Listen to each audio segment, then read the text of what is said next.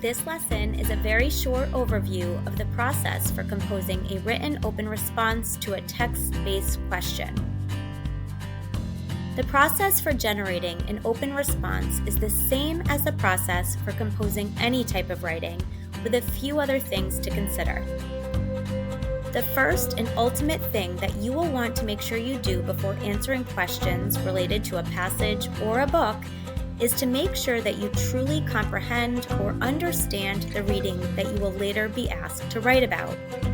In order to do this, you can engage in the note-taking process, text annotations, which is what Strive to Write recommends the most for this style of writing, or you could even include sticky notes if you are reading a novel, keeping track of any thoughts of big ideas or questions you have along the way. Next, you will want to make sure to read the question being asked very carefully. Some people like to read the question prior to even reading if it is available. This helps some people understand what they will later be asked to write about as they are reading. I personally like to read and annotate the text before reading the question, as I find reading the question ahead of time can sometimes distract me from just understanding what I am trying to read. I end up thinking too much about the question rather than just reading to comprehend. However, this is different for everyone, so you will need to find what works for you. The third step for composing an open response is to plan your writing. Once you read the text thoroughly, you understand the question that you now need to answer, you can then think about how you want to organize your response by planning. There are many different types of writing prompts and ways in which you might plan your response. This will depend on many factors, including the genre or the style of the writing you are looking to respond in, as well as the expected length of the response. Sometimes it indicates how many paragraphs to include and the length of the response, while other times you have to use your own discretion. Strive to Write offers several examples of the different types of plans you may use to organize your thoughts prior to writing.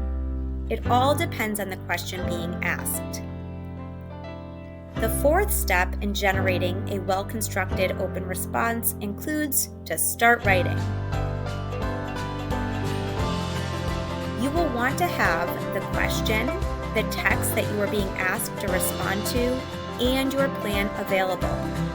If you complete steps 1, 2, and 3, you should feel confident by the time you get to this step, which is to write.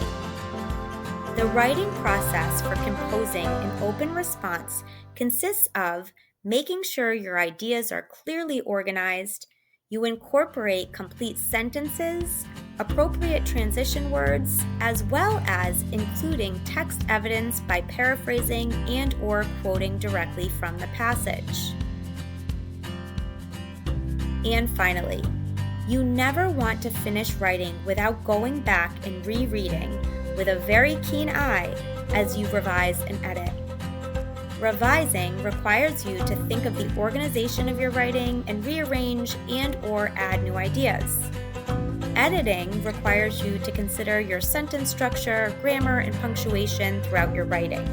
Making sure you include proper transition words throughout your writing should also be considered as part of this final step for composing a text-related written response. So that's it for today's overview of the writing process of composing an open written response to a text-based question. Strive to Write promises that if you follow these steps and you practice often, you will be a pro at this in no time. As always, happy reading and writing, friends.